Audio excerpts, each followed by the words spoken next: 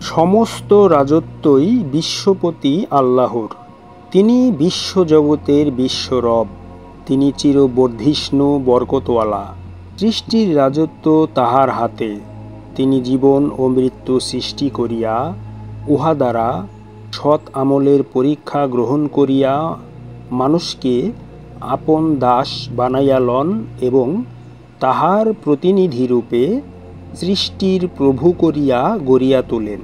সুতরাং দুনিয়ার রাজত্ব অর্জনের জন্য দুনিয়ার দাসত্ব হইতে মুক্ত হইয়া রবের দাসত্ব এবং সৃষ্টির উপর প্রভুত্ব পাইতে চাহিলে দুনিয়ার জীবনে রহমানের দাসত্ব বরণ করিয়া চলিতেই হবে।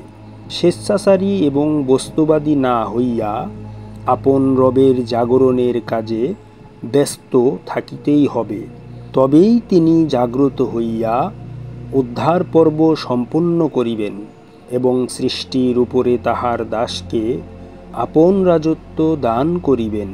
সেইরূপ মহান রাজত্বের অধিকারী হইতে চাহিলে সামা আদ দুনিয়ায় অবস্থিত সাধুগণের সঙ্গ লইতেই হবে।